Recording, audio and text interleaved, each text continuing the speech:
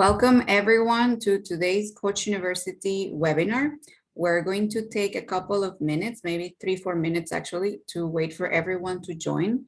We've had a great response and great interest in today's webinar about how to complete the graduate application form. So we need to allow some minutes for everyone who is joining us all around the world to make it here. So thank you for your patience.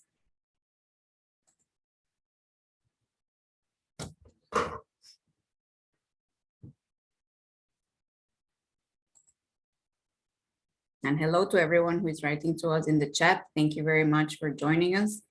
I know we're in very different time zones, from very, very early morning to very, very late at night. I know there are also some of you who are close to Turkey in terms of your time zone. So I hope it will be a good event for you as well.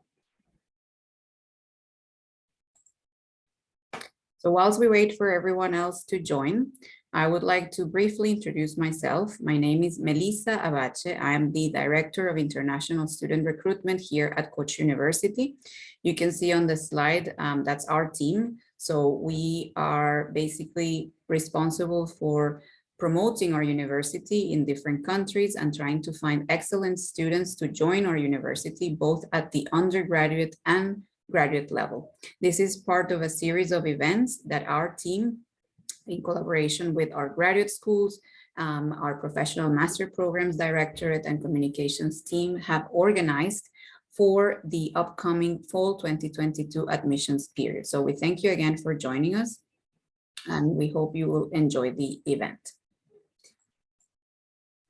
Before we start, just in case you need to leave before the end of the event, I want to leave here our contact details. You can always reach us via email to study@ku.edu.tr or through our website, which is international.ku.edu.tr. We also know that we have participants today from Turkey, and you can always, of course, contact the graduate schools. You will find their contact details on their websites, which I'm going to show shortly after. And there's always different ways to reach us and to find information. I particularly invite you to check our YouTube channel. It's called Koç University International Admissions, and to subscribe because we post relevant videos about the application process, about different programs, about our students, our alumni, our professors in that channel. So it's a very useful guide when you're trying to decide your study options and whether Koç University would be a good fit for your graduate plans. You can also follow us on Instagram. And it's a very nice way to have a glimpse into our university. Each of the graduate schools also have Instagram accounts that you can follow. When you visit their websites, you will also see their addresses there. So before we officially start, I'm gonna launch a very quick poll just to know who is with us today. I'm launching it now, so you should be able to see that on your screens.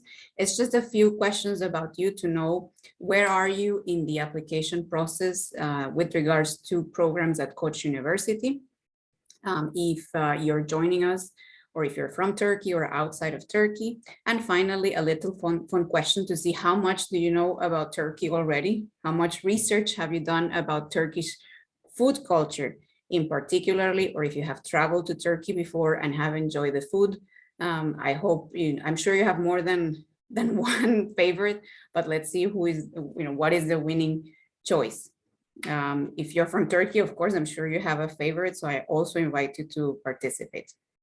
Okay, so I'm gonna wait just a few more seconds for more people to vote. A lot of you are voting, so that's great. I'm gonna have a quick look at the chat.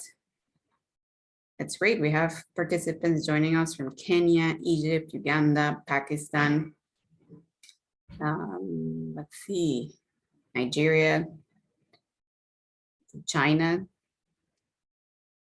It's great. So thank you so much again for joining us. Okay, so I think almost 80% of you have participated. Yes, so I'm going to end the poll here, and I'm going to share the results so we can all have a look together. So So I think you should be able to see the results now. So the majority of you have not started an application yet, so that's great. This is the right time then to watch this webinar so that you can learn more about the process and make sure that you present yourself in the best light to our admission committees in the graduate schools. 40% of you have already started an application, that's great. And a few of you have submitted your applications. And most of you, 73% are joining us from outside of Turkey. Thank you very much. And 27% of you from Turkey. So now the important question, which Turkish food would you love to have in our university cafeterias? And the winner seems to be, of course, doner kebab. Well, we do have that. So we do have several places at Koç University already where you can find great Turkish doner kebab. And I think almost everything else on that list, maybe not, well, kumpir, yes, we do have as well. So I don't think we have a place for baklava, but if I'm wrong, maybe my colleagues from the graduate school will correct me later. So thank you so much for taking part in the poll. So I will give a very quick introduction. You may have already visited our university website and started to explore the different graduate study options available, but I just wanted to give a quick review. What we offer are programs that, as you see on this slide, they help to expand your future in terms of opportunities because of the quality of research and teaching that we offer at Koç University. So we structure our graduate programs into research-oriented programs at the master's level. These are called master with thesis and have typically a duration of 2 years. And we have PhD programs, which are also, of course, research-oriented programs and have a duration of 4 to 5 years. We have 4 graduate schools, and here on the screen, you can see the programs that are offered in the Graduate School of Sciences and Engineering and in the Graduate School of Health Sciences. And in yellow, you can see their websites. The websites are available in English and in Turkish, and you can find all the information about each program in terms of what is the curriculum, who are the faculty members in each program, what are the admission requirements, when are the application deadlines for either the whole graduate school or for individual programs, who in some cases there is information about the alumni, the current students of the program. You can find links to the faculty members, research labs, or research groups that they're members of, and you can use all of that information to help you decide about which program would be a good fit for you based on your academic background and career goals. Then we also have the Graduate School of Business. In terms of research programs, they offer a PhD in Business Administration that has different tracks.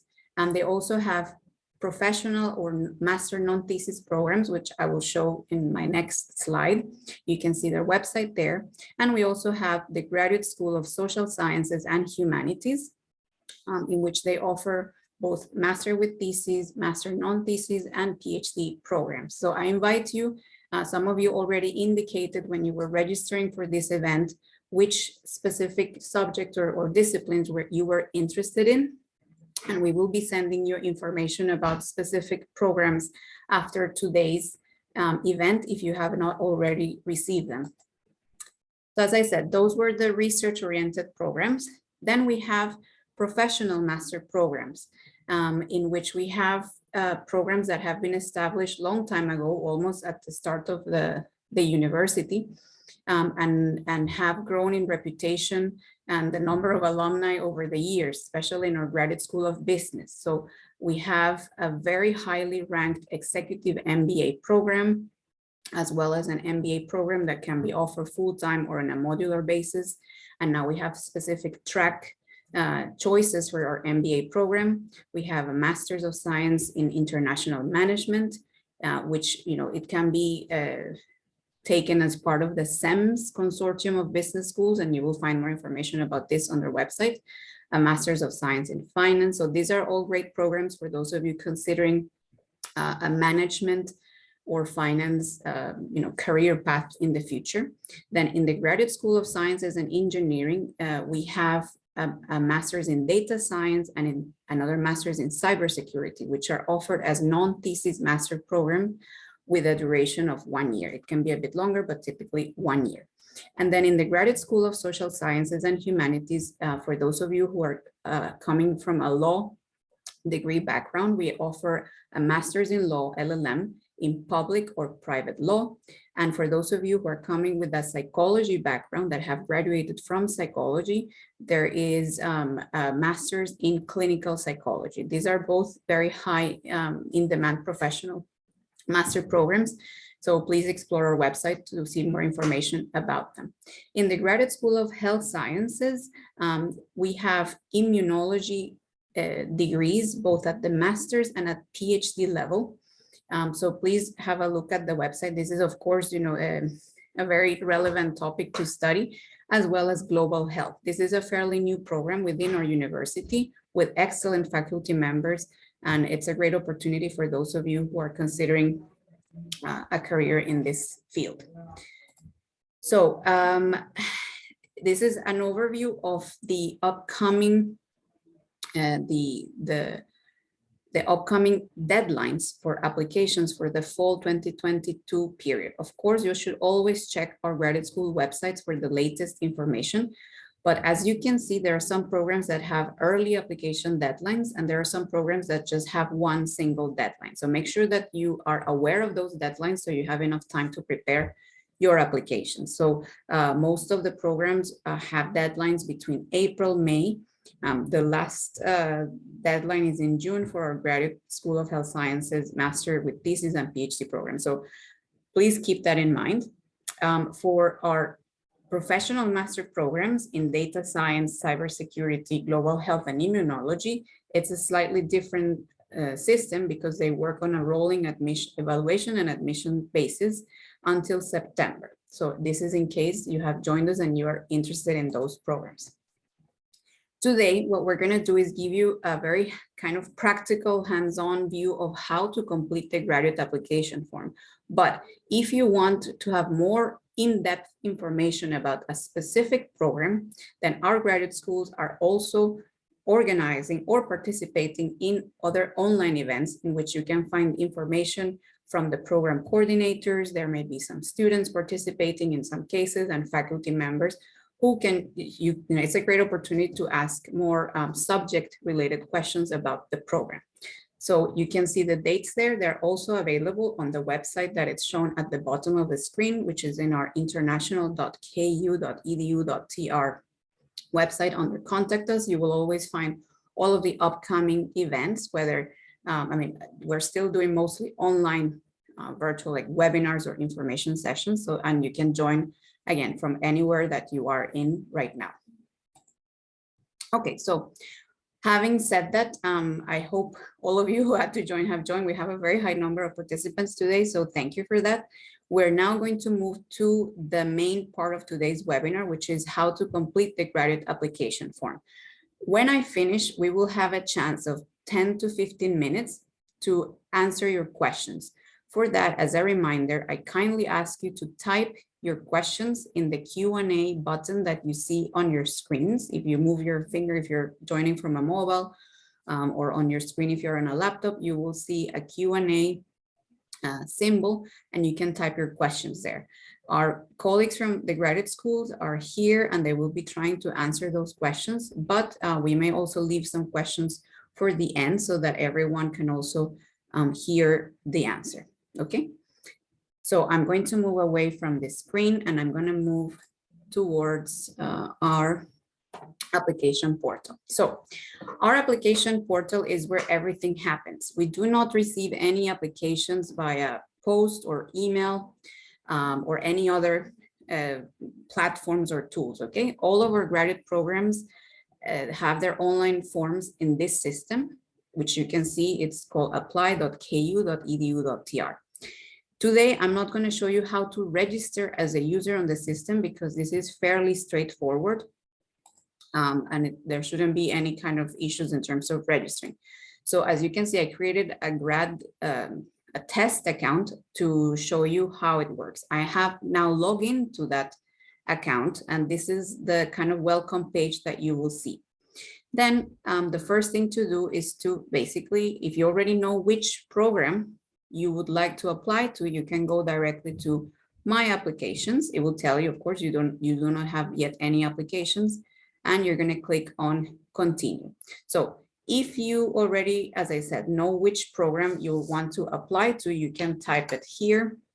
Or if you scroll down, of course, there's a lot of programs, so that might not be the easiest thing. So for example, for today's session, we are going to create an application for a non-thesis master's program, for a PhD program, and for a master with thesis program. So let's start with our master's in international management, okay?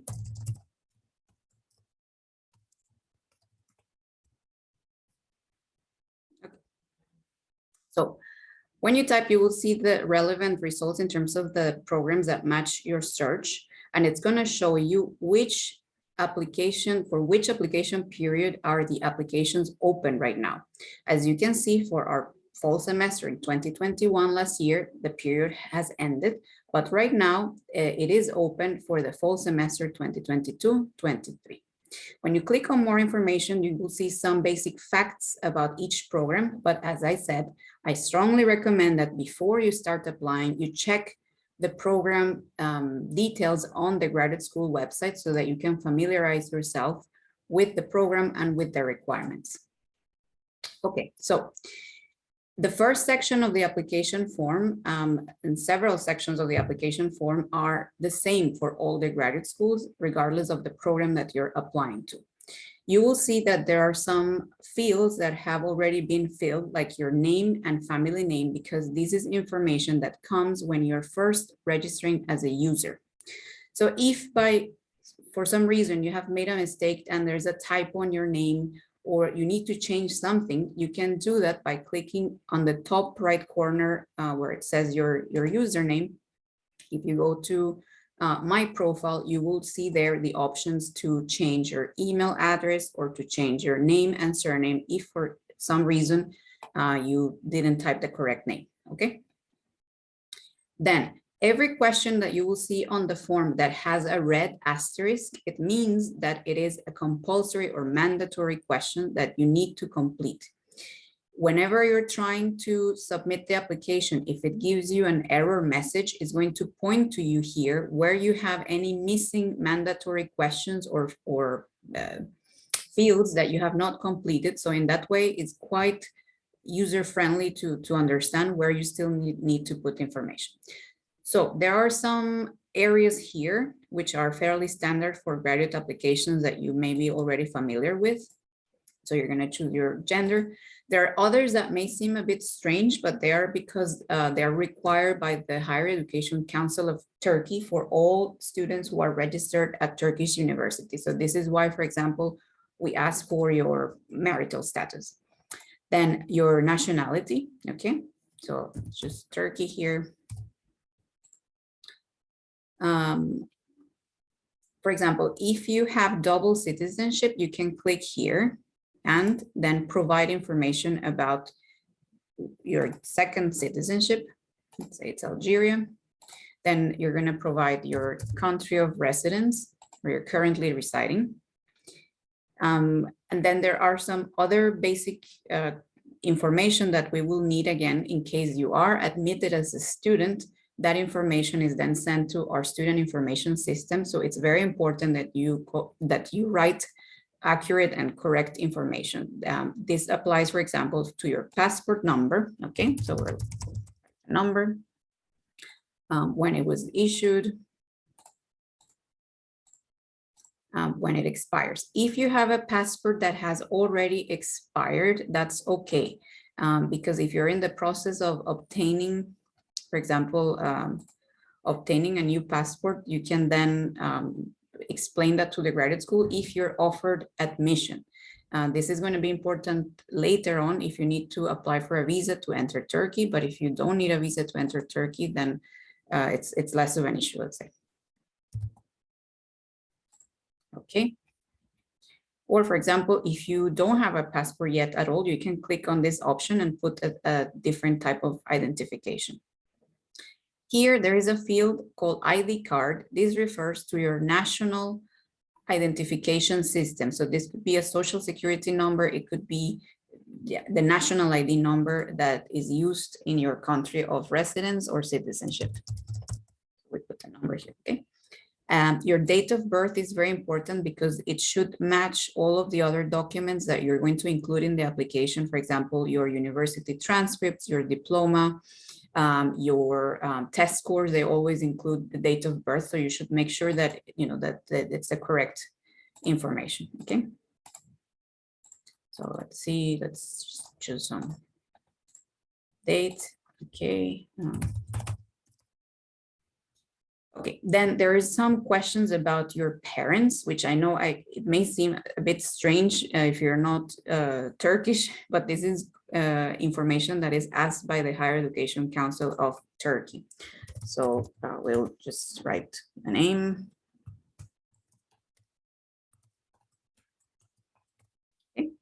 Now, the last part of this section is to upload a formal photograph of yourself. It doesn't need to be a passport type or biometric picture, but it should show your face clearly. And you know, try to avoid the pictures that you would put on your Instagram or Facebook or I don't know, somewhere else. It should be a formal picture because you're going to be evaluated for admission to a graduate program. So you click on the icon and then you're going to select a picture.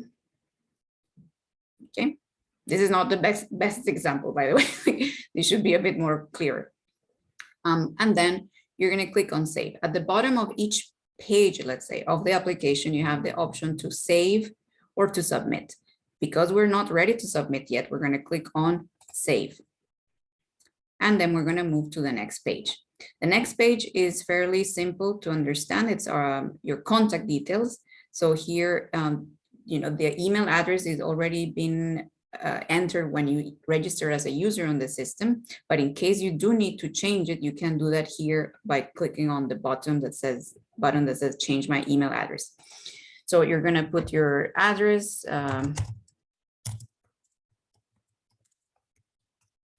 In whichever format is easiest, but please make sure that you're always typing in English, okay?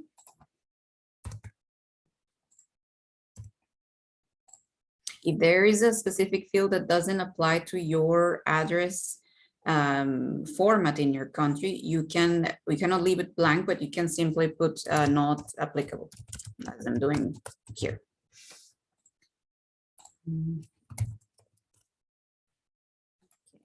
I choose a country.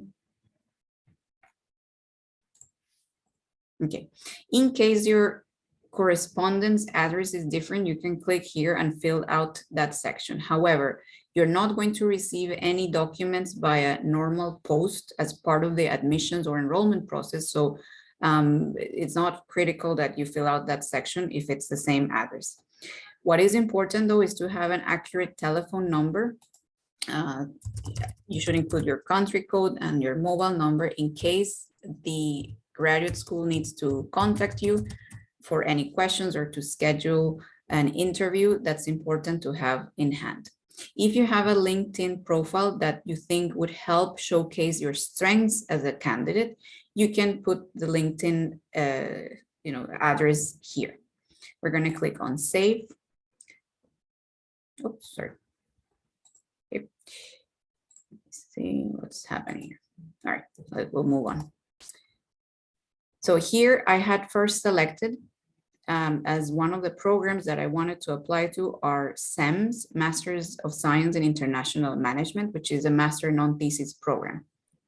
As an applicant, you can add up to 3 programs to your application. Those programs can be in the same graduate school or they can be in different graduate schools, but you do have to be careful about how you present yourself as a candidate, because the faculty members who are going to be doing your evaluation will also see what other programs you're applying to. And if it doesn't look very good for a candidate if you're applying to completely different master programs in the sense of the fields or subject areas. It gives the impression that you are not very clear yet about what is your career goal or research ambitions, and that's something to keep in mind. You can just apply for one program if you're clear that that's the only program you want to apply to, or as I said, you can add others. In this case, I'm going to make a bit of a mix and match just to showcase the different elements that can be in different programs. So here I'm going to choose a PhD program. Let's see if I can find them.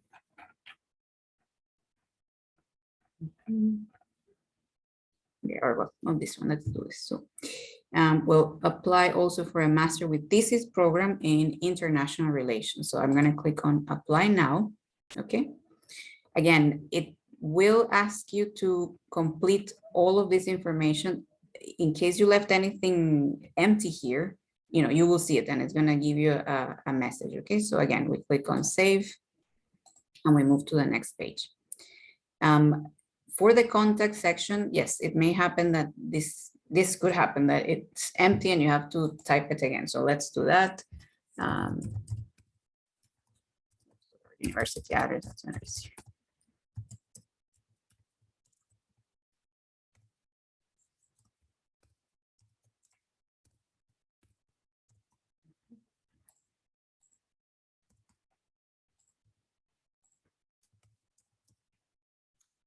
Okay.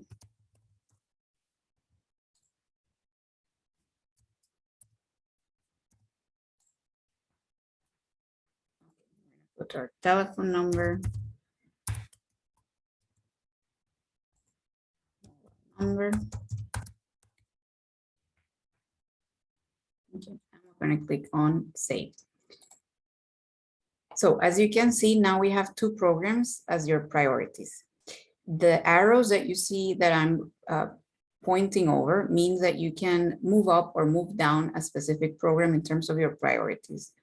If the ones showing on one means that that's my first priority, that's the program I would like to be considered for, and in case I'm not accepted to that program, then I would also be happy to be considered for my second or third priority program. So as I said, you need to be very careful in terms of presenting yourself in a way that demonstrates you have really thought about what you want to do for your graduate studies.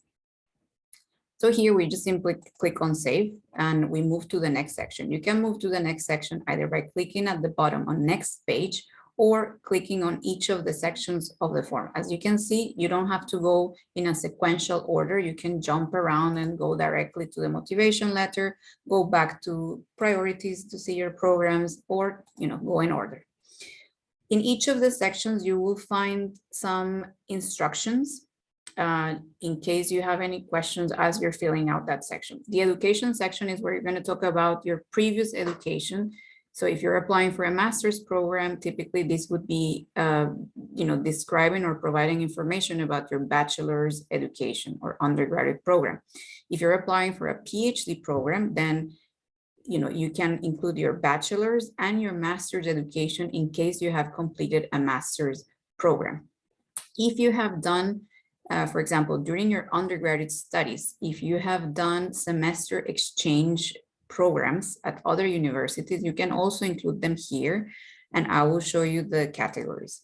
So when you click on level of education, you see that there's different options. You can also include, of course, your high school education if you wish, if you think, again, it would strengthen your application as a candidate. If you had very good high school grades from a very good high school in your country, you're free, of course, you're welcome to include that information. But typically for graduate programs, applicants will include their undergraduate education.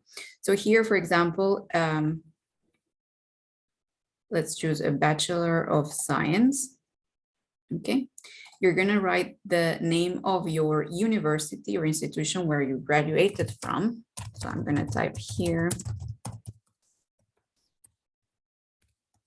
If you want to check if your institution is already in our list of institutions because previous students have applied from those institutions or have enrolled at our university, you can then choose here where it says, I prefer to choose my institution from a list, and you start typing to see if the university is already there.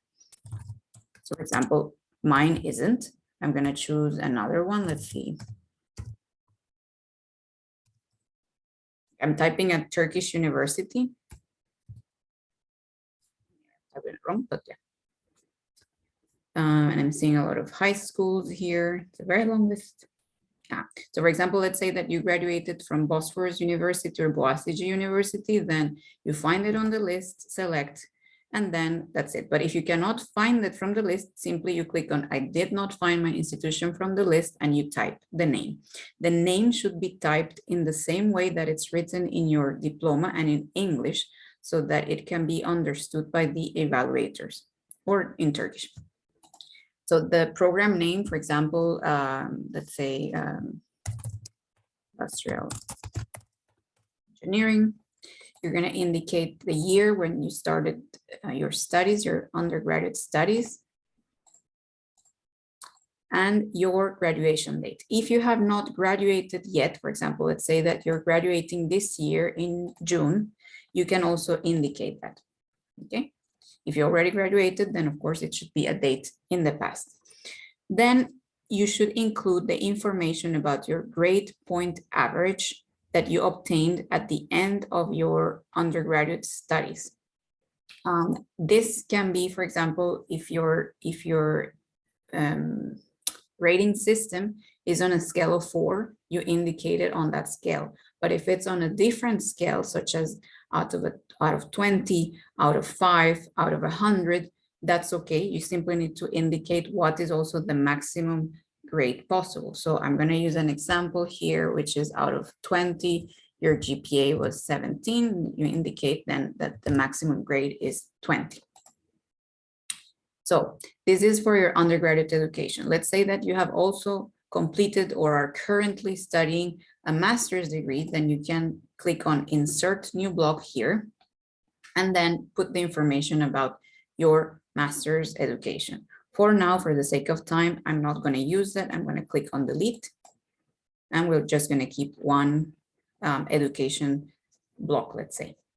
If you have any academic honors, for example, you were in the top 1% or top 5% of your class, you can indicate that here as well as your class ranking. But any other honors such as Dean's List, any specific academic awards or other types of academic awards, you should mention them here. So after that, we need to remember to click on Save, and then we can move to the next section. This is a very, very important part of the application process. There's a lot of very detailed instructions here, and it's important that you read through them. For most of our PhD programs and Master with Thesis program, there is a requirement to provide a standardized graduate admissions test, such as GRE, GMAT in the case of our business school, for example. And for those of you joining us from Turkey, you can provide an ALES exam. And also your English language proficiency test scores. This is because all of our graduate programs, just with the exception of one master's program in nursing, if I'm not wrong, they're all offered in English. So it's very important that the faculty members who are going to evaluate you, they should have that information, whether you meet the minimum English proficiency requirement, as well as the standard test scores.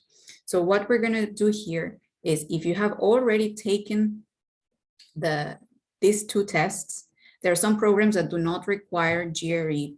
So for example, most of our non-thesis masters do not require you to have a GRE, ALES, or GMAT test score. So in that case, you can leave that empty, but they do require to show your English proficiency. If you have not taken the tests yet, you can leave this section empty, but in the checklist part of the application, you will indicate what situation applies to you. If you have already registered to take the test, or you took it and you're waiting for the results, or if you simply just don't have any tests. So here, let's say that you do have one of these tests, you have taken the GRE, okay? So you're simply going to find it in this list. This is a very long list of exams because this also includes our undergraduate eligible tests.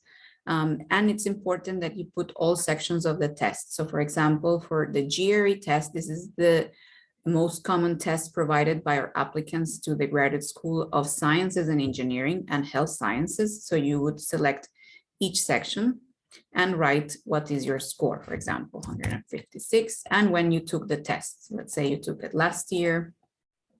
Okay. Then we're going to find the other part of the GRE test. Analytical, say 4. Of course, the dates should match. So what did I put here? Let me just check. Okay. And your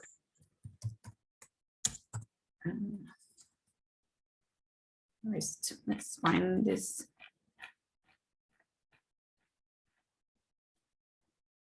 Verbal reasoning. Okay.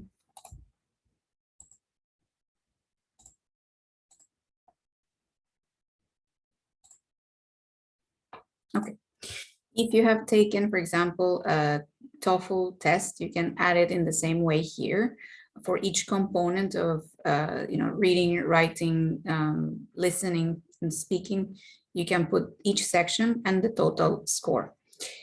We received some questions before the webinar about the eligible English language proficiency test scores, and we will probably also answer this at the end, but just so that you know, the tests that are listed here are the ones that are eligible. IELTS is not eligible in Turkey at the moment. However, if you have already taken it and have a score above 6.5, you can include it in your application so that the evaluators know that you have, above the minimum in terms of English proficiency. But if you're offered admission as a student, you will be asked to provide one of the eligible tests, such as TOEFL, or if you're in Turkey, for example, YDS or YOKDIL. So I hope that clarifies, because we did receive a lot of questions about this topic specifically. So after you have entered your test scores, we're going to click again on Save, and we will move to the next section. There are some programs for which your employment and professional experience is important. Because I had chosen as one of the programs I want to apply to is the Masters in International Management.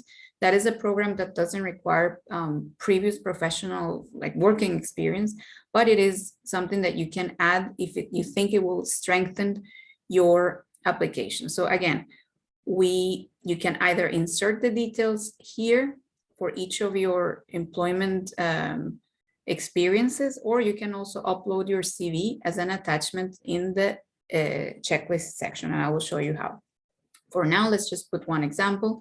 So you would put, your employer name, let's say Ford, and when you started.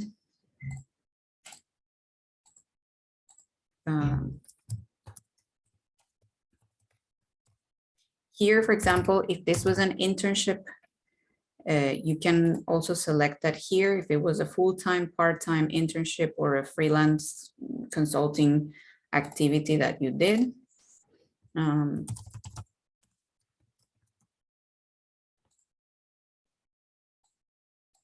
Okay, and you can describe what type of responsibilities that. As you can see, none of these are mandatory questions, so it just applies if you have any experience that you think would be relevant to the program you're applying to.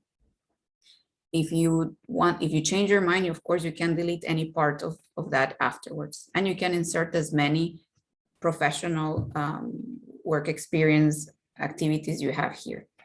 So we're going to click on Save and move to the next section. The next section is activities, and it's quite broad in terms of what it means. So here you can provide information about any extracurricular activities that you participated in your undergraduate or your master's program, if you're currently doing one or just finished one. So for example, if you were the president of a student club, or if you organize a specific event, or if you receive a specific award, you can put the details of those activities here. The important thing is that if there are some activities that you cannot provide any evidence for, such as a certificate of participation or pictures or a letter from the organization providing, certifying that you took place in that activity or you were part of a specific event or institution, then you need to explain why here in the additional comments. So let's say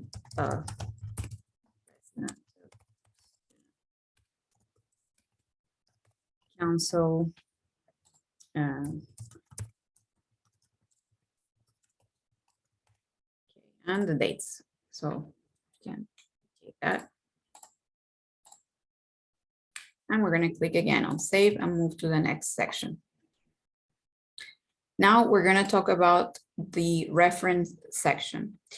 So you will see there are instructions according to which program you have applied to, as the number of letters of recommendation may vary according to the graduate school and the program that you're applying to.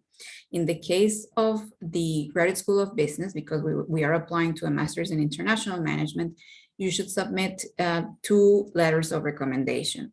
But there are some programs, that, for example, for our PhD programs, typically they will ask for 3 letters of recommendation. For the master non-thesis programs, for example, in data science, they may not require a letter of recommendation. So again, you need to check the program website in detail.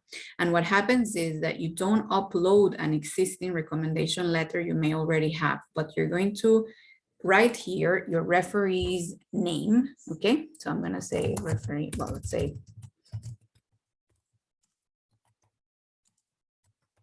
Okay, and you're going to put their email. The email address should ideally be an institutional email address, especially if you are asking for a reference from one of your professors in university. It should be their university institutional email address. But we do know that that may not be possible in all cases or in all countries. So you can put email addresses like Gmail or Yahoo, but you should make sure that your referee knows that you have asked, that you have put them as a referee.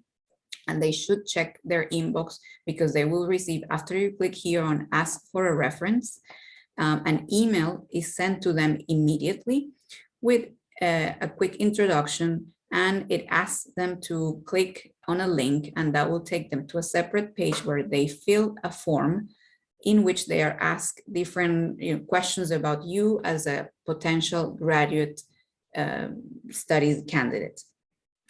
The form is in English.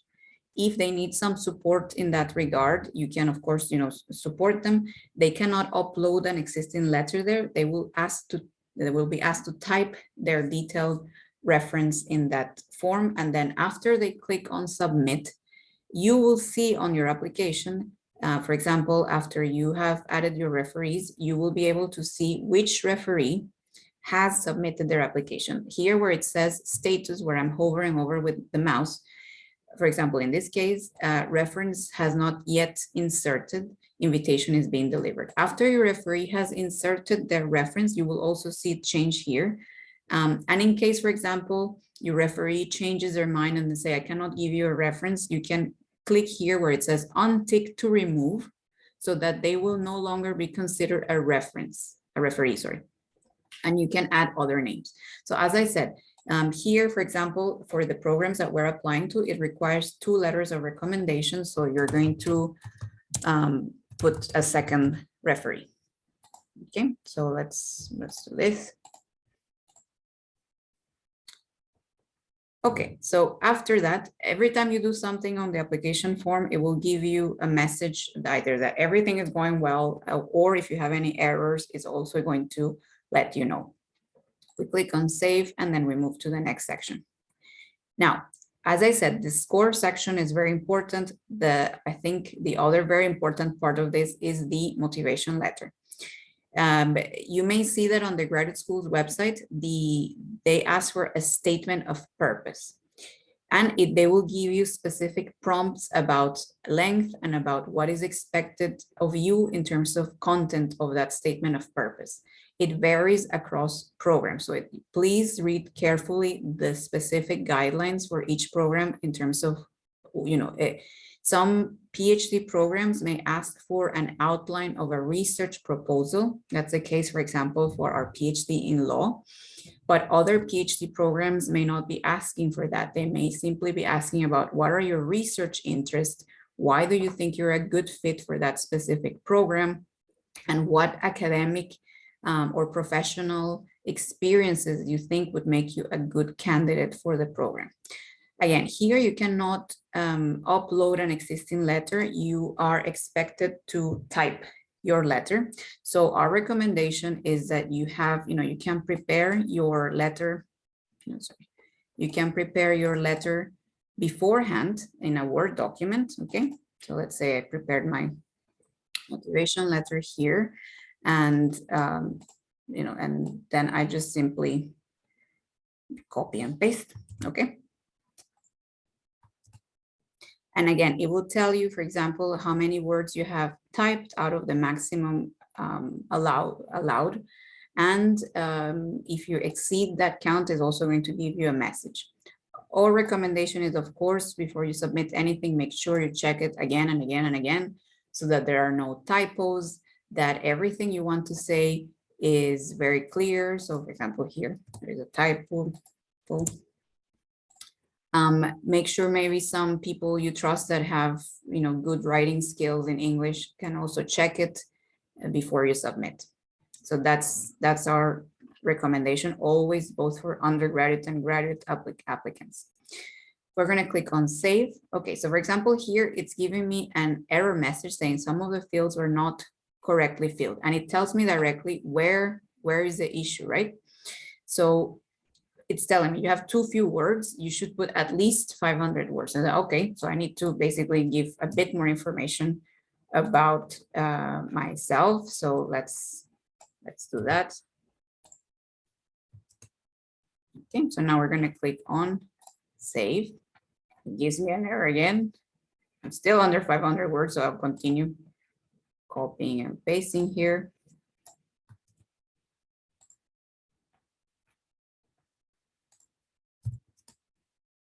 Okay.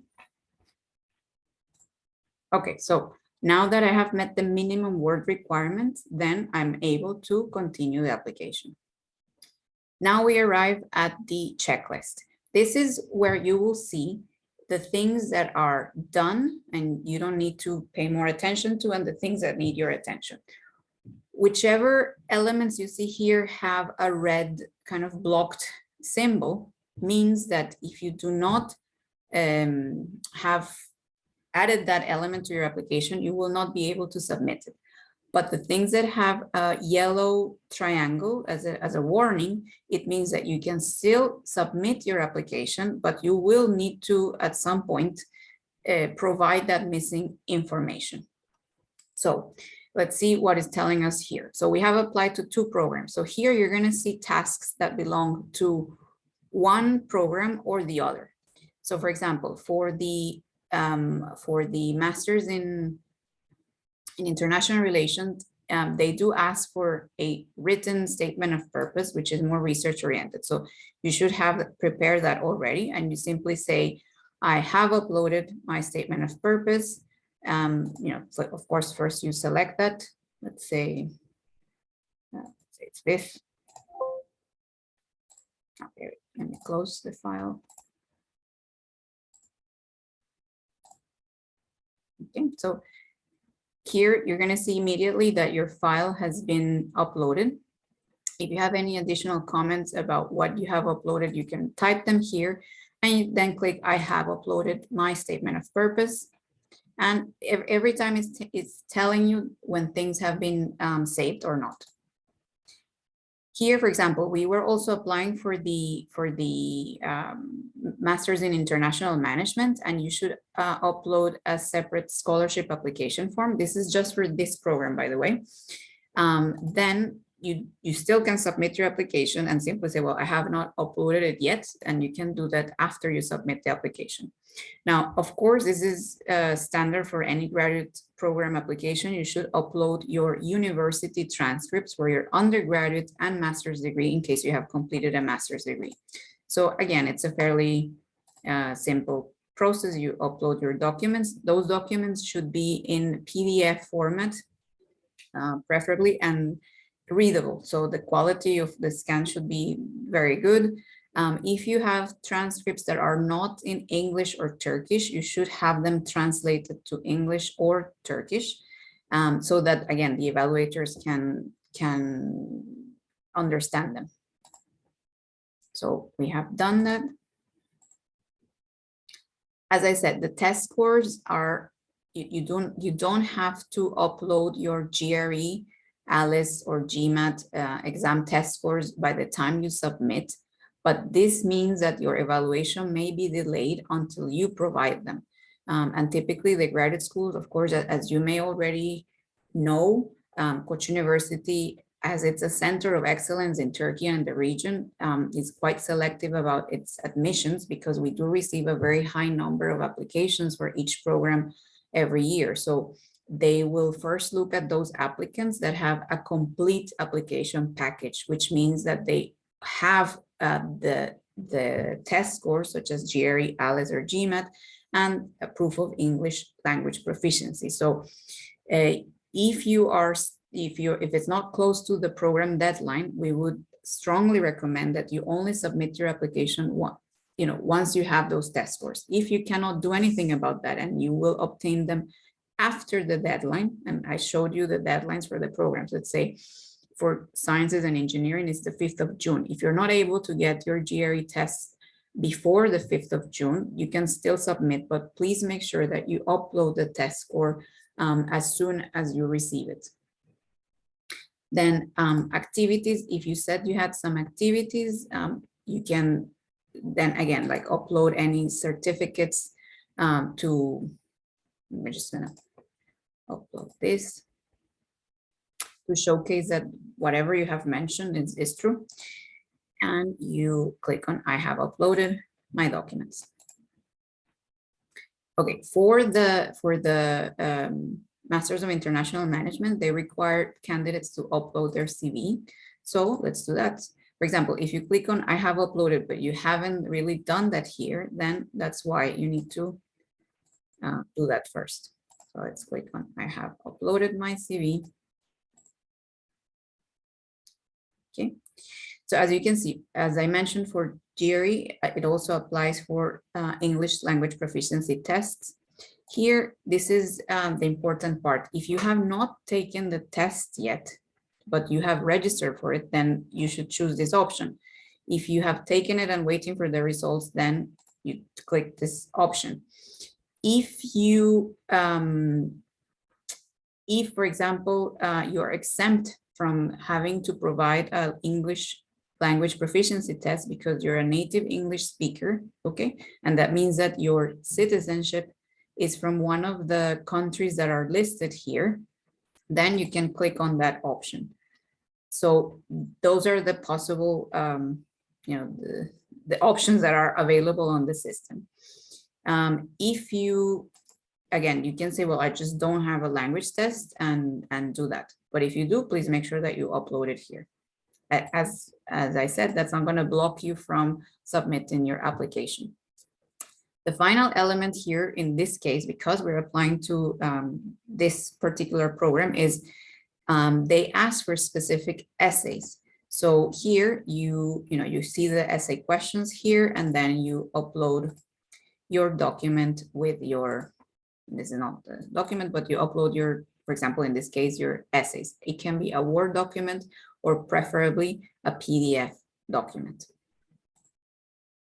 Okay, did I save it or not? No, I have uploaded, okay. Okay, so now we see there's a tick on the key things that would block our application from being submitted. You can see all of the documents that you uploaded in the documents section. And finally, there is a section called Other. This is more about knowing, for example, how did you hear about Koç University? This is mostly for our communications and marketing teams to know, well, what information sources or promotion sources are working better than others to help raise visibility of our university, and you can select more than one, okay? If you have already obtained a specific scholarship, and we have more information about these scholarships in our website, in our international admissions website, then you can mark that. If you have not obtained one yet, you do not need to click any of this. If, for example, you have a specific scholarship from your country that is not listed here, you click on other national scholarship and you can provide details. For example, the Fulbright scholarship if you're an applicant from the US, or whatever it is that you can have access to. Finally, for those of you who are applying to a PhD program, there is a question whether you will need university dormitory accommodation during your studies. If that's the case, we click on yes, and then we click on saved. So after that, let's try to submit. So after we have made sure, checked again, and everything is okay, we're going to click on submit. So here you see the message at the top. It says you have a pending payment that it's blocking you from being able to submit the application. Our graduate programs don't have an application fee except for the programs in the Graduate School of Business, as is the case with most business schools around the world. So because I had chosen as one of my program priorities the Masters in International Management, it will ask me to pay a non-refundable application fee of 250 Turkish lira. That is, well, the lira has been devaluated quite a lot recently, but it's, I think roughly should be now less than $20. To pay for the application fee, you click here where it says pay online, and it's going to direct you to a specific payment portal where you're going to enter your credit card or a family member or someone you trust who can pay your application fee. And it's going to be charged in Turkish lira, even though you may be outside of Turkey. After that, after you have done that, then you will see that your application it will say that it has been paid, and you will be able to see here that your application right now, for example, it's being prepared, but after that, you will see that it has been submitted. So that's a kind of overall view. Whenever there is a new message from the graduate schools or there is a pending task, you will see that on your inbox, and you will also receive that email in, at the email address that you registered in the system too, okay? And as I said, any pending tasks, you will always be able to see them here. In case you want to know what is the status of my application, have I been admitted or not, that is something that, again, you can always see from the system. So we kindly ask you, especially not to contact the graduate schools via email or telephone before the application period has been completed, because they do receive a very high number of calls and emails, and they may not be able to reply immediately. So they have also put some guidance on their websites about when you can expect to hear about your admission decision. And we're just asking you to kind of follow that timeline. If you are offered admission to one of the programs you applied to, then you will also receive a message with your admission offer, and it will ask you to make a decision whether you want to accept and enroll as a student, or if you want to decline the offer. You do that here as well. You will see a new section called My Offers, and you follow the instructions. There are some programs especially in the Graduate School of Sciences and Engineering, for example, computer science, and the master's and the PhD program, in which they invite shortlisted candidates to do a recorded video interview. You will also receive the invitation for that via email. You will simply click from that email and you will have all the instructions about how to do the video interview.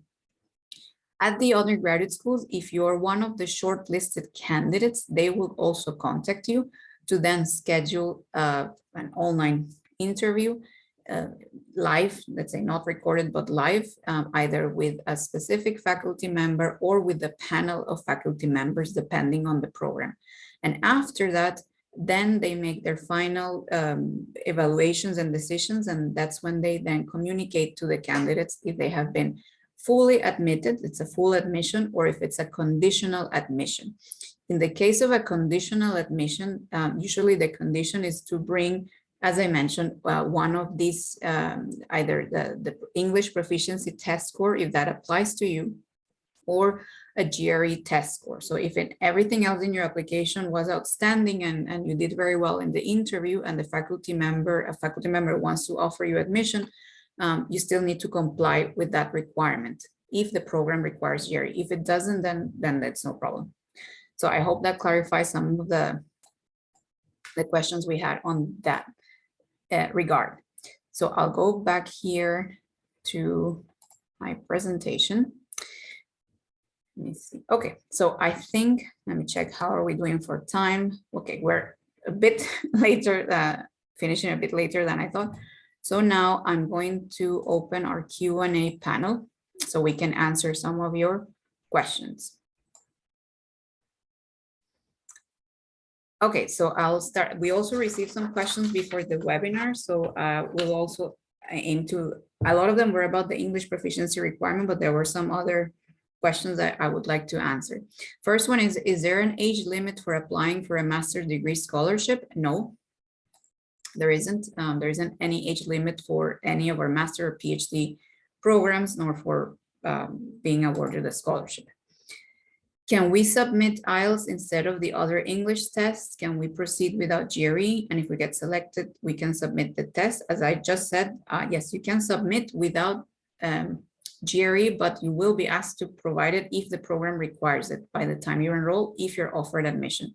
However, as I said, we do receive a very high number of applications, and applicants who have a complete application, including test scores, are always, of course, checked first. So if there are limited amount of, for example, PhD positions or master positions in a specific program, those positions are going to be filled first by those candidates that have their test scores and good test scores. And as I said, IELTS, yes, you can apply with it. But if you will enroll as a student, then you will be asked to provide one of the eligible test scores. Let's see.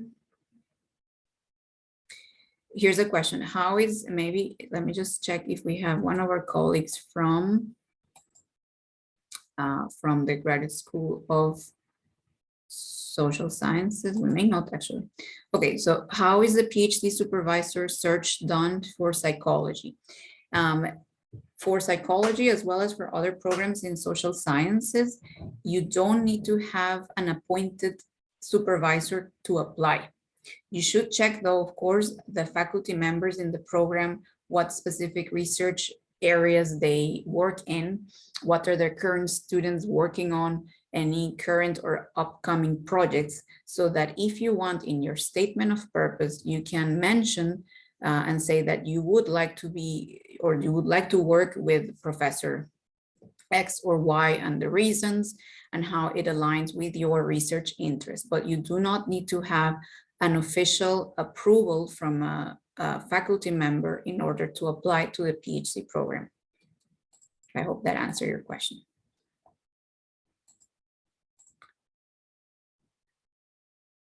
Okay.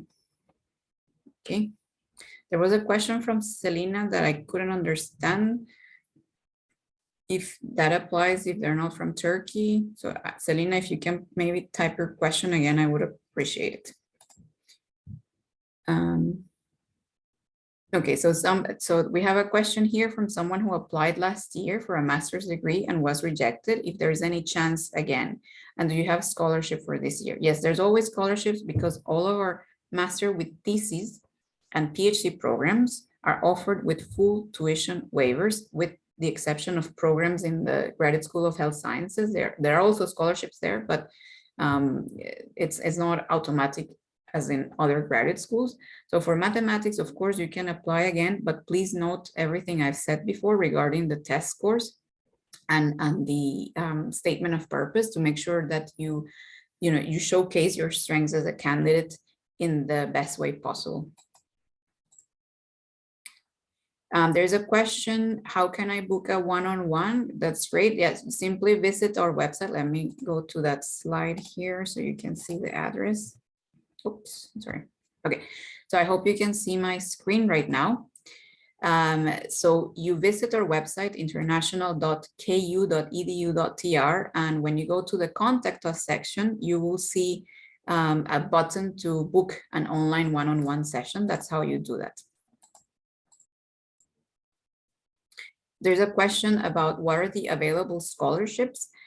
This is best if you go to the graduate school website and check depending on your nationality, the program that you're applying to. And there are different types of scholarships. But as I said, master with thesis and PhD programs in the Graduate School of Social Sciences, Sciences, and Engineering are offered with full tuition waiver or exemption to admitted candidates. And in the other graduate schools, you do need to check on a case-by-case basis. If you want to let us know what specific program you're thinking of, then maybe your colleagues from the graduate schools who are here can answer that as well.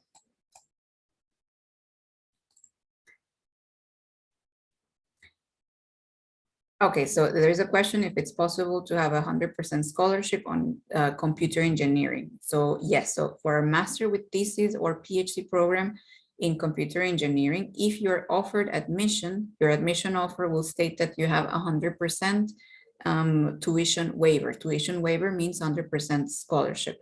If it's for a PhD program in computer engineering, it will also include a monthly stipend depending on the funding source that will be assigned to you and other benefits. Okay, so we have a lot of questions here. Is it possible to provide an English proficiency certificate from the university I graduated? No, unfortunately, that it's not considered valid for the Turkish Higher Education Council in our case and as a university policy. You can include it, but it's not going to be considered as having met the English proficiency requirement. Will there be a PC game developing master's program soon? There aren't any qualified programs in Istanbul, not in the short term, as far as I'm aware. But yeah, I mean, no, that's the answer. If that's the case, you may want to look at programs abroad, maybe some online programs. I'm sure there must be a growing number of programs as well. Can we submit YOKDIL exam instead of the other English test? Yes, maybe if one of my colleagues from the graduate school can answer that because they're more familiar with the Turkish language, English language exam. So Ece or maybe. Yes, YOKDIL is the acceptable exam for the Turkish students. Yes, of course. Great, thank you so much, Ece. Welcome. The other question is, should the transcript be the original form or can we upload a copy of the transcript? Yes, it can be a copy of the transcript, but as I said, the main thing is that it should be in Turkish or in English.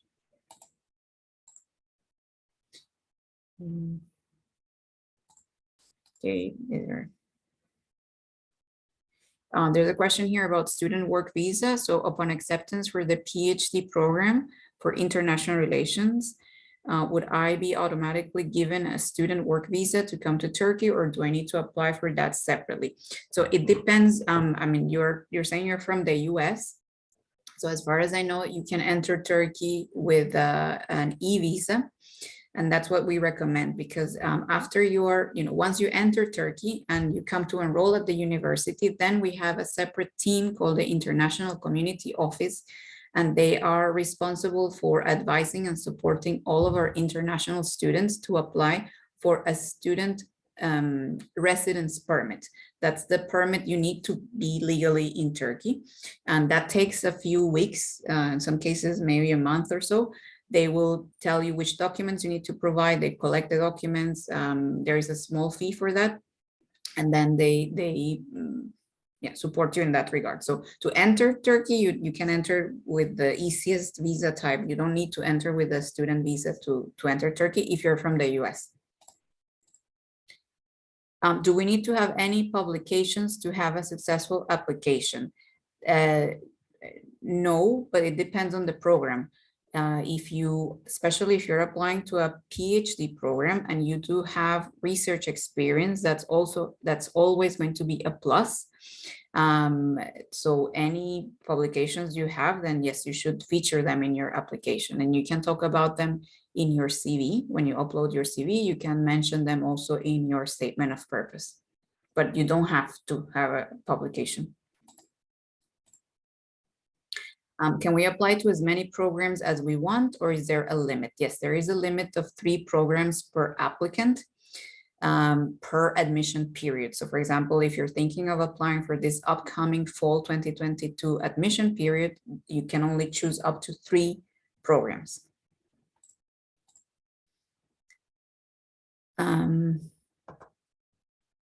Okay, there are some questions about the GRE and the deadline. So as I said, if you cannot submit your English and GRE tests by beginning of June, which is for computer engineering, that's the deadline.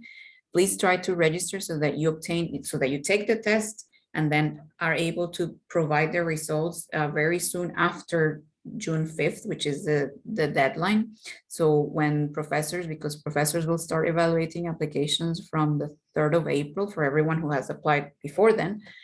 So again, like the sooner you can upload that information, the better in terms of your admission chances. I got my bachelor's degree at Istanbul University. May I take ALES instead of TOEFL IBT? ALES it's yes, you can take ALES, but you will also need an English proficiency test, which could be YOKDIL or it could be TOEFL.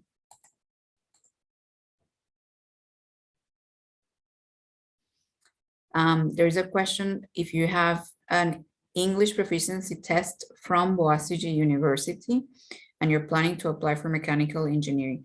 That's a specific question, so I'm going to copy it and take a note of your name so I can send it to our graduate school of sciences and engineering, because I don't know the answer to that. I don't think it's possible, but I'm not 100% sure. I do know that in some programs, they're able to, if you have graduated in Turkey from specific universities, you may be exempted from the English proficiency test requirement, but that's not for all programs. So I do need to double check, okay? Let me just write this quickly. Okay. All right, so is the economics program with thesis for free? Does it mean we will not pay for tuition? Yes. Any program you see on our system that says master with thesis, with some exceptions, then it means that you are admitted as a student and you have 100% tuition waiver. You don't pay any tuition. For economics, that's the case. Of course, you need to understand that that means that they have to be very, very selective about who they admit to the program, because it's an investment of resources as a university into you as a student, and they need to make sure that you will, do very well academically as well as in your research activities with your academic supervisor. I graduated from bachelor in 2020. I'm 26. Will this lower my acceptance rate? No, there's no age limit or limitation or disadvantage. If you're very young or older, that's not the case.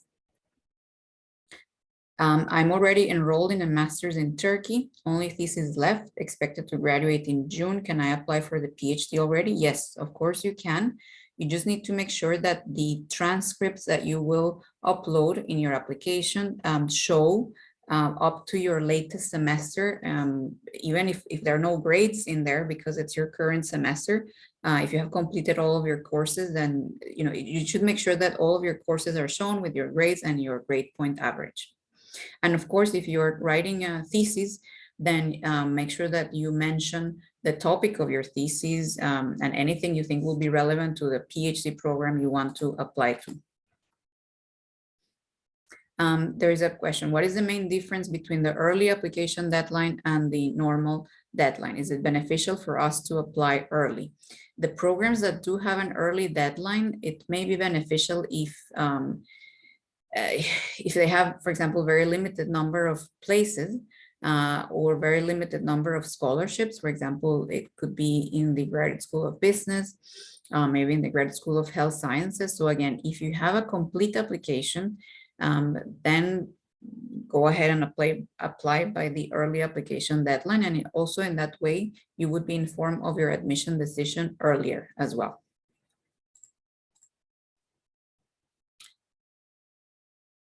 Okay, should my bachelor's diploma be in English? I mean, translated to English, you can translate it to English or to Turkish. Okay, I'm just going through the questions. Okay. In terms of Alice, if you have studied in English at Istanbul University, you still need to provide an ALES or GRE test, whichever one you're more comfortable with and whichever test you feel you will do better at in terms of obtaining a higher score. That's our recommendation. For TOEFL, I do need to check because we would need to check if Istanbul University, it's in the list of universities that would exempt you from that. But let me just make a note very quickly.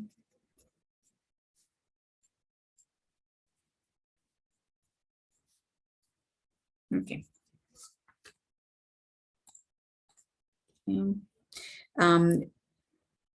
Do we accept YDS and yok değil from international students? I would like maybe our colleagues from one of the graduate schools to help me answer this. So not YDS, but YDS. If I can maybe ask Ece or maybe Özgün, if you have come across applicants who have applied with. For Graduate School of Business, we are not required to submit any language test course, so. Yes, that's a very important point, Özgür, and I'm sorry I didn't mention this. For our master non-thesis programs in the Graduate School of Business, you don't have to provide TOEFL. In case the evaluation committee considers that they're not very sure about your English proficiency, then you may be asked to provide one. But like, make sure that you demonstrate that you do have enough English proficiency. Okay, so let's see. There are some very individual and detailed questions here that we're not going to answer. I mean, in terms of chances of getting a scholarship for a master's degree based on number of years of work experience,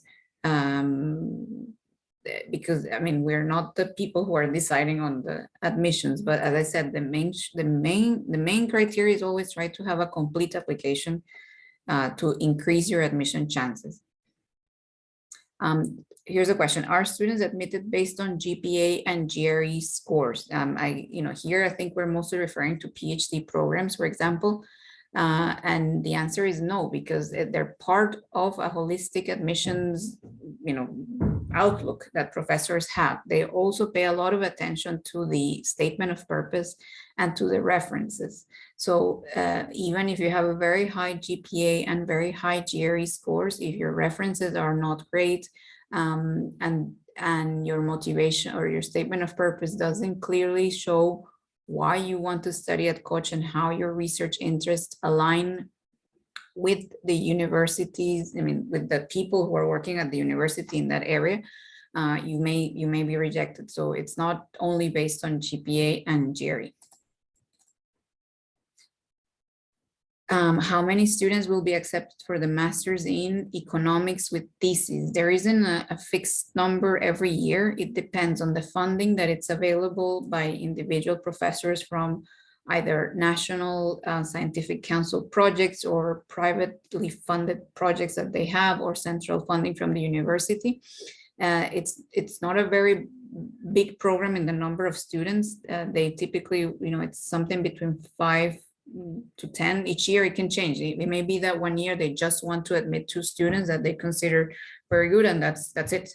Other years they may be able to admit more. So that's the answer. Is it possible that a candidate be admitted by more than 2 programs? And would it be acceptable as a student to learn 2 or more programs at the same time? The second question, I think, is the first time we received that, but is it possible to be admitted by more than 2 programs? Yes. Within the same graduate school, or by 2 different graduate schools? Yes, of course, if you're an outstanding candidate, and yes, you can be accepted to 2 programs, but you do have to make a single choice. So yeah, enrolling as a student in 2 different programs, that's not possible. So you need to decide which program you want to enroll in as a student. Once you are a student, this is something that you can discuss with your supervisor and with the graduate school when you're preparing your course plan for each semester, whether, if, for example, if you want to take some electives from a different graduate school or within the same graduate school, but outside of your program. I mean, this is something that you can then consider if you still want to learn about a different subject or a similar subject to the one you're studying. If I already have an MA, can I apply for another one? Yes, there's no limitations on that.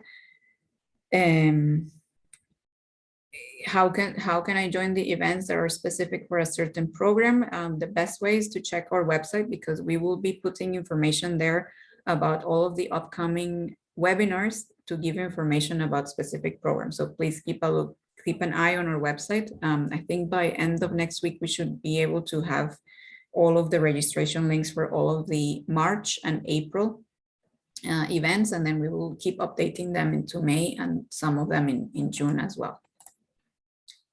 Is there a quota per program for international students? No, there isn't. Again, it depends on the cohort of candidates that apply each year for the program. And yeah, that's, if there's a lot of very good international students, then yeah, then you would see more. If it's not the case, then we would see less. Is there a chance to contact the department or? Okay, about the department itself. So the graduate schools are the ones who coordinate each of the graduate programs. So if you have a question more about the program itself, in some cases, it's better if you email professors that you think are aligned with what you want to do as a master's student or as a PhD student, especially if you're thinking about doing a PhD. If it's something about the scholarship types or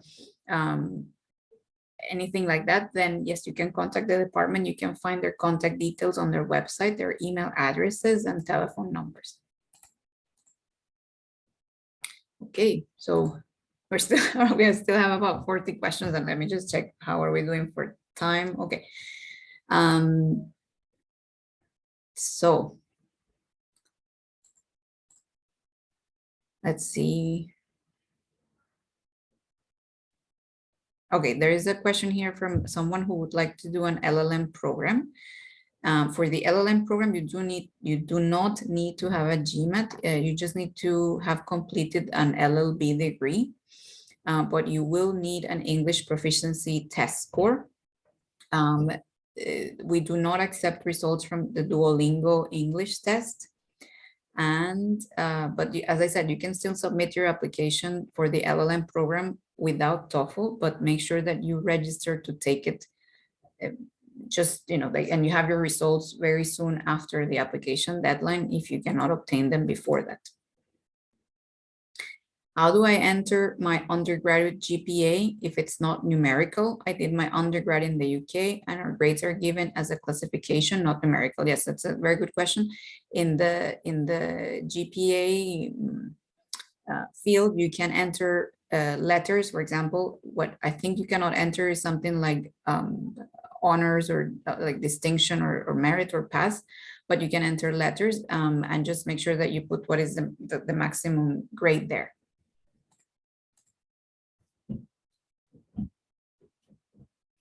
If you have graduated from a fully English taught program in a master's degree and you have a GMAT score, do you need to have IELTS or GRE? No, I mean, if you have GMAT, that's enough.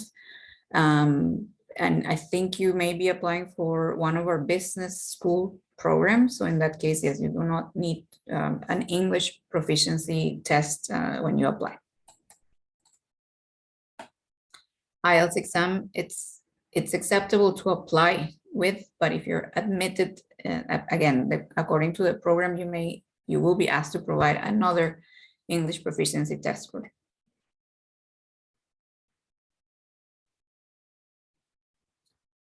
There's a question here from Rachel. If I went to American International High School, college, and university in the US, do I still need a TOEFL test? Again, this is something that in that section that I was showing about, I have, for example, you can select the option, which is I have provided sufficient proof of my English proficiency. I think that applies to you. You can explain this. However, for example, if they shortlist you for interview, and after the interview they still consider that they want to make sure that you really have the minimum English proficiency level needed to cope with the courses, they may ask for a TOEFL test score as a condition for enrolling as a student. So keep that in mind. Okay. Does the SAT test also apply as an English proficiency exam? No, not for graduate admissions.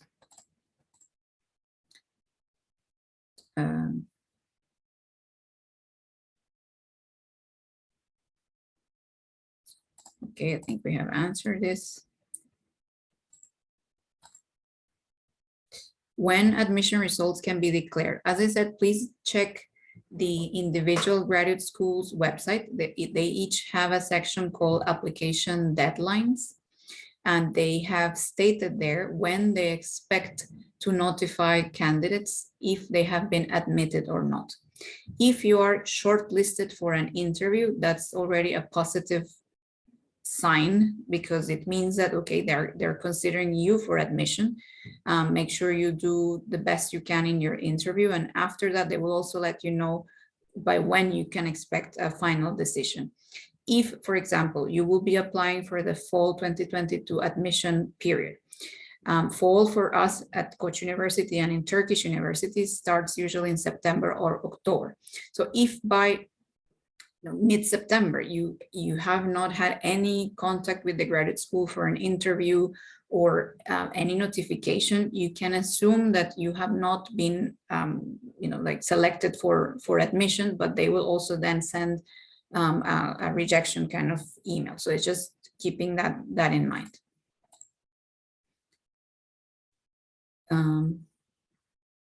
Okay, yes, there is a question. There are some programs that need an exam and or an interview before the final admission. What's the structure of them and how to prepare them? For this, for example, yes, there are some programs in our graduate school of social sciences and humanities, such as psychology, law, I believe economics as well, where they do ask shortlisted candidates to take an exam. That exam is done remotely because of course, the conditions we're in, and because we do get a lot of international applicants. And they will give you some guidance before that in terms of the time that you have to complete the test, the exam. And the same thing with the interview. But I would ask you, if you can, to please attend the information sessions that we would have for the Graduate School of Social Sciences and Humanities.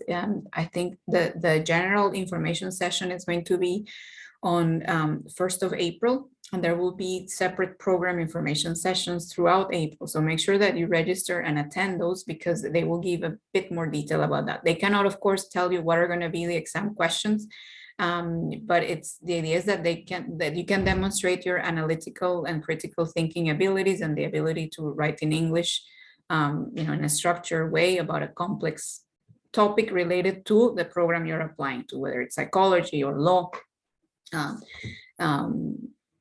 or economics or international relations. The interview is typically done either with one faculty member or a small panel of faculty members that belong to the same department. And it's besides about, you know, asking about your academic background, your motivation, your career goals. It's a way to, again, assess English proficiency, in this case, speaking like proficiency, and to get an idea of chemistry, you know, especially for those of you who are applying for a PhD program. You have to consider that it's going to be 4 or 5 years of your life that you're going to spend working with one or more professors at the university. And it's important that, you know, ideally you should get along as people, and an interview is a small way of getting a sense of that. And that's why interviews are important in the admissions process for our university. Okay. I just want to scroll through, okay. In the GRE exam, only quantitative score is needed. Or do you require the qualitative and writing section? You should include all of them, but depending on which program you're applying to, of course, the faculty members may pay attention, a bit more attention to some aspects of it than others. If you're applying to an engineering program, for example, then yes, I mean, they will pay more attention to the quantitative score, but in other programs, they will also look at the qualitative and writing section. We are looking just quantitative score for GRE on the School of Health Sciences programs as well. Great, thank you. Okay, how to apply to a specific scholarship? And I see the question is being asked maybe by Qian Xu from China. We do have a specific scholarship for Chinese applicants, and you can find the information on our international.ku.edu.tr website. In that case, it's fairly simple. You apply to the program, and then you inform our team that you would like to be considered for that specific, you know, nationality-based scholarship. We give that information to the graduate schools, and then out of the pool of applicants that year, then there is a selection process. And I think, yes, it was answered. So what if we don't get Turkish scholarship? How will we get the funding for our study? So there are other sources of funding for master and PhD international students. So this may come, for example, from central university funding, or from projects like TÜBİTAK. TÜBİTAK is a National Science Council of Turkey, or from projects that the faculty members may have. Again, when you are interview, maybe some of this will be discussed if you're shortlisted for interview. And if you're offered admission, your offer letter will specify what is the source of your funding as a master's or PhD student. Do PhD students get a stipend? Yes. If the Graduate School of Health Sciences, if you are admitted only with a tuition waiver, then you don't get a stipend. But otherwise, if that's correct, right, AJ? If in the other graduate schools, yes, you do get a stipend. How much do they get for business administration? Again, it depends on which funding source will fund you as a PhD student, but it varies between 3,000 something Turkish lira to 6,000. It could be higher if there's a specific project, so it depends. I don't know if anyone from our business school would like to maybe answer about business administration specifically for the PhD program.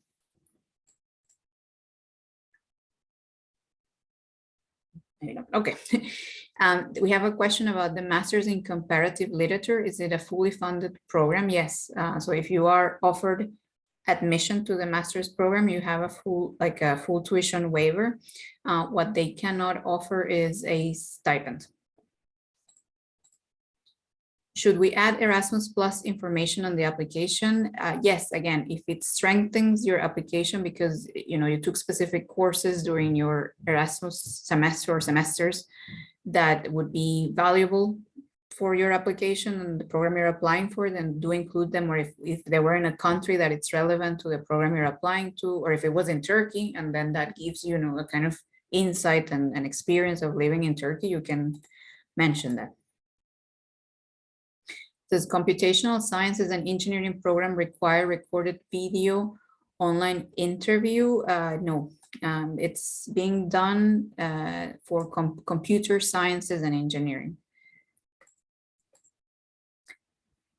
Okay, this was answered.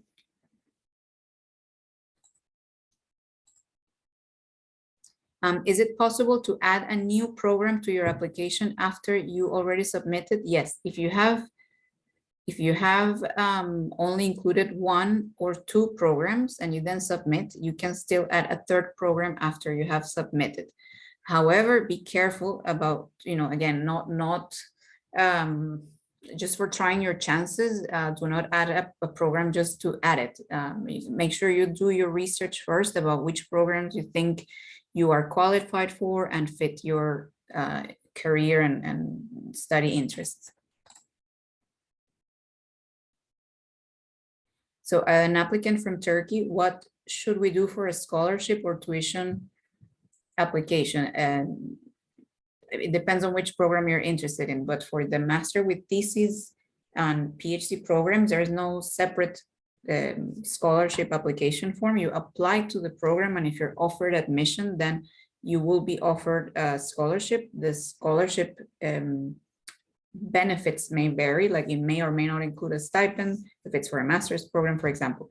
If you're talking about master non-thesis programs, like professional masters, for example, in our graduate school of business, or for example, the masters in data science, there are very, very limited tuition scholarships. If you need a scholarship, you can indicate that in your motivation letter and explain, why you would like to be considered for a scholarship, and that will be taken into account by the program admission committee. If someone has research experience in several publications, where should they add it? So you can add this on their activities, or you preferably, if you have an academic format curriculum vitae or CV, you can include them there. If there are specific publications that are in, top scientific journals or good scientific journals in your country, you can mention them in the statement of purpose. In terms of research experience, this is something that if it's specific skills or methodologies that you have done before, mention them in the statement of purpose. This is a piece of kind of your application that the professors will spend a lot of time examining and checking. If it's mentioned that a program requires a GRE quantitative of 149, then the grades of other sections of the GRE exam are not essential. You should include them, but yes, it means that they're not essential. It means that they're going to be checking specifically your GRE quantitative score section, and that you should have above that minimum of 149. So may I know if a thesis abstract is compulsory for PhD application? No. If you refer to a master's thesis that you have done already, you can include them in the documents, because besides the ones that are required by the application, you can also upload additional documents, and you can include your master's thesis abstract if you have it and it's in English. That's no problem. In terms of to apply for a PhD, if you need to have a thesis proposal, no. The only case it's our LLM, our PhD in law program, in which they do want a kind of outline of your research proposal. Otherwise, that's the case.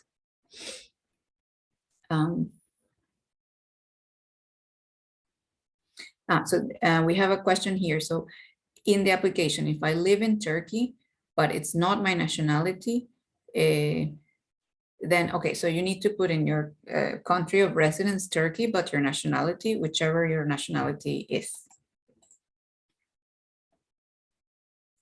When applying for PhD with GRE scores that are a few points below the minimum requirement, will my application be automatically eliminated based on the slightly lower GRE quantitative scores? Not automatically eliminated, but as I said, it's a holistic admissions approach. So they will then, of course, they will check your undergraduate grades and maybe some specific courses that they may consider are important for that program. your motivation letter, your references. So make sure that everything else in your application then is very strong. Is it necessary to have recommendations only from previous professors? Can someone submit references from their manager pertaining to as a working professional?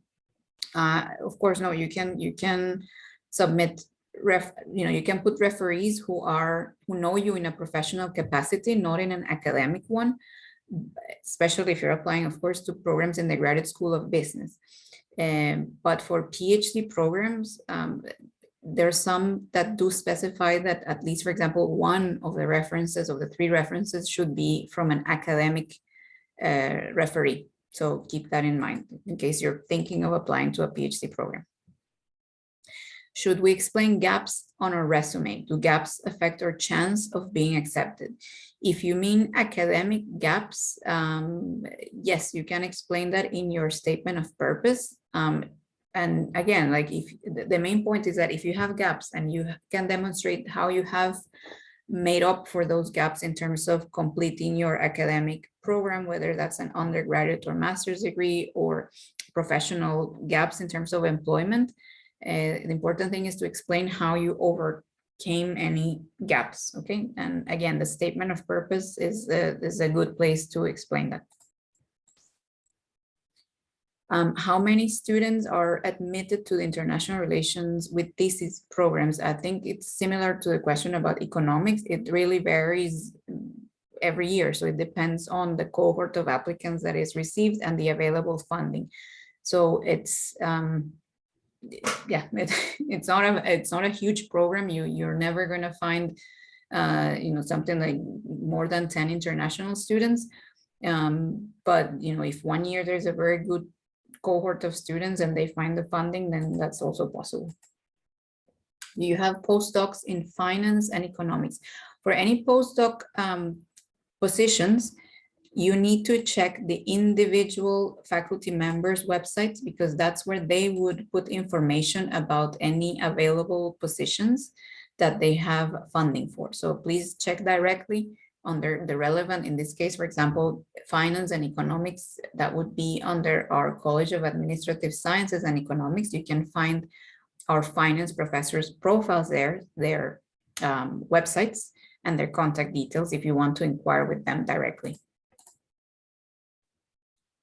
Is TOEFL and GRE test necessary for Turkish scholarship? I mean, for our admission process, as I said, you will be required to give this before you enroll or during the first semester if you have been offered admission. For Turkish scholarships, they do ask this for students who are enrolling into, for example, Bilkent or Koç University, some cases for example, Middle East Technical University as well. Okay, I think we have answered this. We're getting, let's question that. We're almost there. If we're applying to an English program, is it still okay to translate our transcripts to Turkish? Yes, that's okay. If it's cheaper in terms of the translation cost for you, then that is okay. My university grading system is French, but my university provides a grade conversion to GPA if you take that into consideration and accept the university conversion. If it's shown and explained clearly on your transcripts that you will upload, then yes, that's okay. Do masters in economics with thesis students get dorm facility if selected?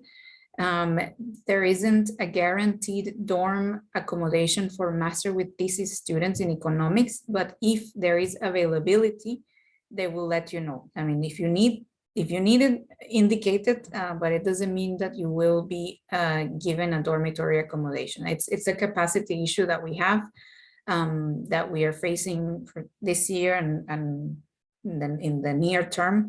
So that's the case. Since the program that I'll apply to doesn't require a CV, if I have a publication, where should I mention? Again, in the documents section, you can upload additional documents. So if you can still upload your CV there and mention your publications, or you can have a separate document called publications and you list them there where you can put links to the publication journals or sources so that they can be checked by the faculty members. There's a question if countries where the official languages such as India, Pakistan, if they're also exempted from submitting the language certificate. No, unfortunately, no. So you do need to provide a language, an English proficiency test. What can we do to improve our chances of being admitted and getting scholarships? Again, like you need to make sure that that you have a complete application, that, for example, your test scores are as high as possible, that you have really understood the program you're applying to, and especially for PhD applicants, that you are clear about what topics you're interested in, and if those topics are currently being examined by professors in the university. That's very important, that what you want to do is aligned with what our professors are doing right now or will be doing in the future, if there is information about that. Is having work experience a plus for the master's in chemistry? If you can translate that work experience in terms of research skills, then yes, of course. I mean, it's all about how your experience as academic or non-academic can add value to your learning in a specific master's. And for example, if it has a lab component, if there's courses that are laboratory courses, and of course, any experience, practical experience, skills you have, you should mention them. Does the scholarship include accommodation as well? For this, it's a bit not complicated, but it's mixed because it varies across graduate schools and across between PhD programs and master programs. So I would kindly ask you to check the graduate school websites for details about the specific program you're interested in. So for history PhD, do I have to take the analytical writing section or the quantitative section of the exam as well? Complicated, because we do know there are some faculty members that will look at the analytical writing section and others not so much. So, you know, as a principle, I would say if you're able to take and, you know, complete all the sections of the exam, please do, and yes, include your test report, and especially because it's a humanities program. They want to see your writing abilities and your analytical, you know, critical thinking kind of abilities. They will also kind of gather information about that from the references and from your statement of purpose, but it's important through the test score as well. So there's a question here for the business administration PhD program. So I will ask maybe Özgün or Yasemin Hanım to answer. So it says, I have graduated from a fully English taught program with a degree and a master's degree. I have a GMAT score. Do I have to take IELTS or GRE? No, if you have GMAT, you don't need to take GRE because it's one or the other. IELTS is not accepted in Turkey. Yes, and I think Yasemin is now writing an answer. Okay.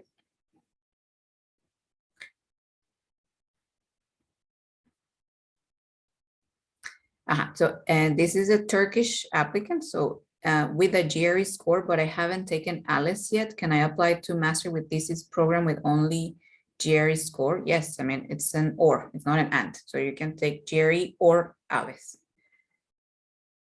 And again, like if you have a very good GRE score, then use that. If you think you will do better on ALES in terms of your score, then do that. You need to kind of think that before you submit it.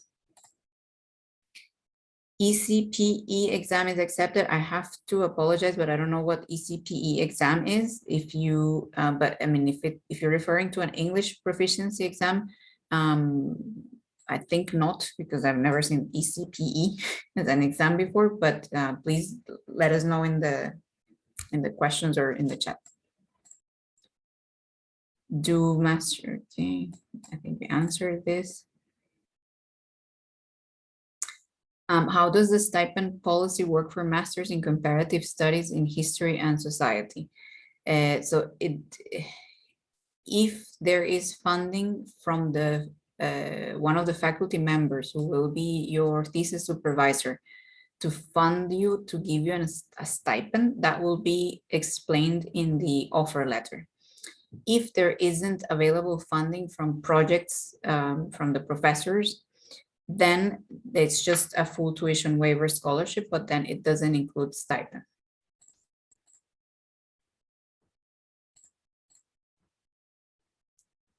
Okay, similar to the question before, so students who get admission in social sciences are considered for only tuition waiver, or might they be given a stipend? So for social sciences, if you're applying for a PhD program, you will receive a stipend. The amount may vary. If you're applying for a master's in one of the social sciences area, if there is available funding, they will provide a stipend, but if there isn't, they will not. Okay. If we enrolled to Coursera or edX courses, but haven't been able to pay for their certificates, can we mention them? Yes, please do mention them in the activities, and you can also mention them in the statement of purpose if they are courses that are directly relevant to the program that you're applying to.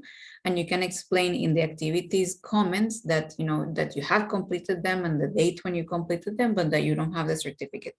You can upload in the document section any screenshots that from your dashboard on Coursera or edX showing that you completed it. That's another good way to demonstrate evidence of those courses.